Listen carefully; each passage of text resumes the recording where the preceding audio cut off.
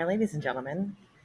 This week we are looking at, we're going to continue our conversation on investigative journalism with moving on to lesson 2. So now that we have talked about using the 5 Ws to gather the important facts of an event, we're going to talk this week about what do we do with that information and how do we write it into a news story.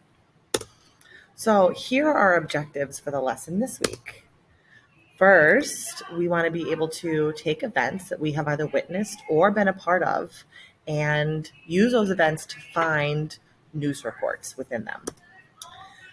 While we're doing that, we want to be able to step outside of the event and view the event as a witness, as an outside observer watching what's going on, and not someone that's a part of the event. And last, we're going to take those events and write about them as journalists, which is a specific kind of writing, and we're going to show you some examples today. So let's go ahead and get started. So I'm going to move myself over here so you all can see. Here we have 2 different versions of the exact same story. The top, it's written like, I don't know what this is doing, you guys. The top is the one event. It's written as a fiction story. It's written as a narrative. So let's take a look at that together. Sean stood in the cool black darkness of the 3rd floor hallway. His palms were sweaty as he reached toward the tall glass case. Even in the utter blackness, he could almost see the trophy glittering behind the glass. The golden warmth of it seemed to call him like a siren, whispering, "Sean, I belonged with you. You deserve me. Take me home." Slowly, hands trembling, he brought out the hammer. He didn't see the girl who was watching in the dim shadows.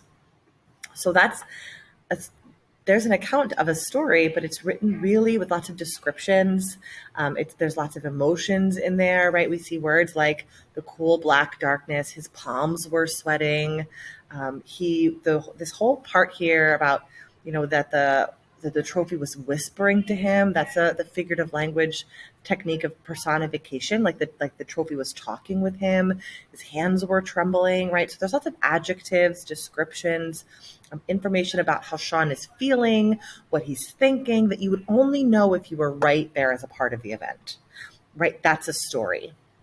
Now, if we were to take that same event and write it like a journalist, write it like someone who was watching and just observing the facts, here is how that same event would sound. And I want you to listen and see if you can find the differences.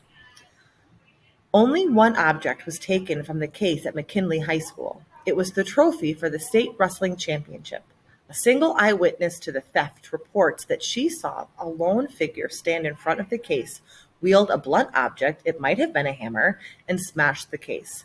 As this witness shielded herself from flying shards, the perpetrator dropped the hammer and fled with the 4-foot-tall trophy. McKinley has lost its first ever state wrestling championship trophy. So that's the same story, you guys, but what we've done here is we've taken out any descriptions.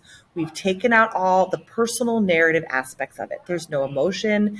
There's no there's no adjectives, there's no descriptions, right? It's just the facts. It just follows the 5 Ws of what happened, right? So you can see that the way I've written it, the way that it's in here is completely different, but the facts remain the same. Right, so the whole sentence there about Sean's palms are sweating and how he felt about the trophy calling to him, all that's taken out, because if I'm standing back and I'm watching this happen, I don't know what Sean's thinking. I don't know that his palms are sweaty. I don't know that he's thinking that the trophy was almost calling to him. I just know that, right, what this eyewitness is saying, that they saw someone stand and smash the glass. Maybe it was a hammer. We don't know, right? We're standing back and we're watching. So the news story, I've taken out, still have my newsworthy event, right? I've taken out all of the opinions, all the adjective and descriptor words.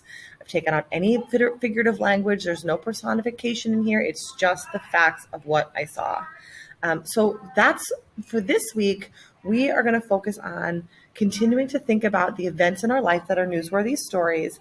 And now we're going to think about, how can I write this like a journalist and not like I'm writing a story, right? So we are going to ask you this week to try this on your own. And we're going to give you some tips. We're going to walk you through it one step at a time. So it's going to be fantastic. So when we are writing as journalists, there's a very simple checklist that we're using to build to make sure that what we're writing is a news story and not a fiction story. So let's take a look at our checklist.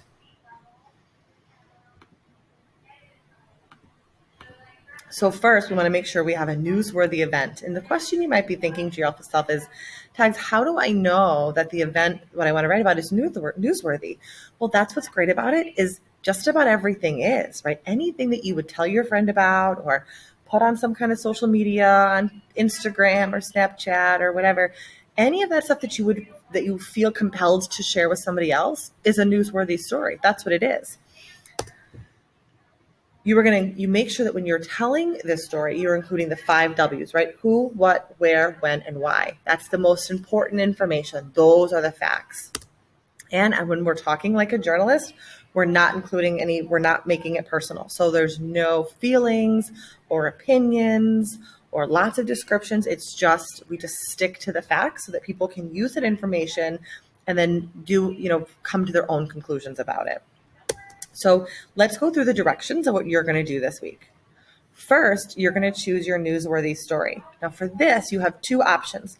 You can go back to the small moments Padlet that you added to last week and use that story.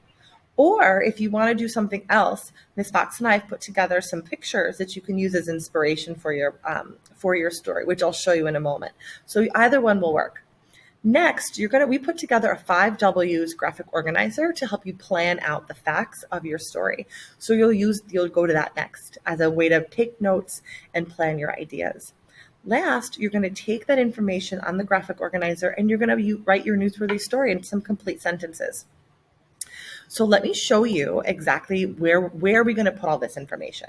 Okay, so this document will be attached in Google Classroom. So this is, I got to move myself again, you guys. Here we go for a ride. So here's where I make a choice. If you want to go to the small movements Padlet that you added to last week, here's the link. And you can open this up and you can use the story that you posted there. If you want to try something different or you didn't really love the story you put in there, Ms. Fox and I included some photos of some things that are happening in our society now that you might be able to use as a real life event. So these are photos of, there's lots of restaurants that have had to close due to the concerns with safety concerns with the coronavirus, or if they are open, things look a little bit different. So you can use these photos.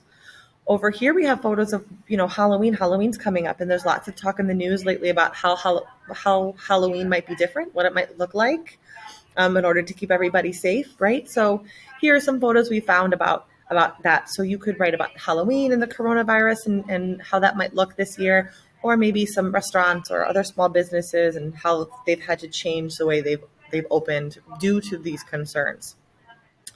You can use one picture, you can combine them, whatever you'd like, okay?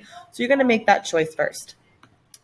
Then here is the 5 W's graphic organizer. If you click this little audio, Ms. Fox recorded some directions, so you can listen to those if that might be helpful. And you're going to take notes in each of these boxes that follow the 5 W's. So who was there? So if you're looking at those photos, who's in the photos? What do you see? What's happening? When did this happen? Where is it? Where might it be happening? Right? And if we don't know the pictures, you're thinking, well, I don't know. Well, all over America, right? All over the world, anywhere who celebrates Halloween. And why is this happening? And these don't have to be complete sentences, you guys. These can just be notes. It's just a place to organize your thoughts, right? Then you're going to come to slide 3. We have to come up with a headline, right? Every good news story has a really interesting headline. Don't get too hung up on it. Lots of times, if I'm being honest with you, I will write my piece first, and then I come back and I think of a headline later that fits. So if you get stuck, do that last. Sometimes that's helpful. So I'm going to use our checklist, right? I'm going to make sure that I've got a newsworthy event. So either from the Padlet or the photos. I'm going to use the 5 W's that I organized on slide 2, and I'm going to, as I'm writing this, I'm just sticking to the facts.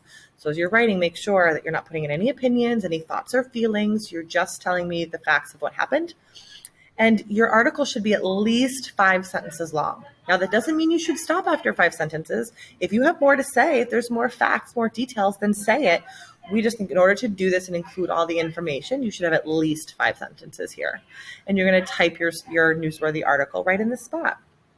On our last slide is just a reminder to go into Google Classroom and mark this as done or turn it in when you're finished so that you earn your credit for the week.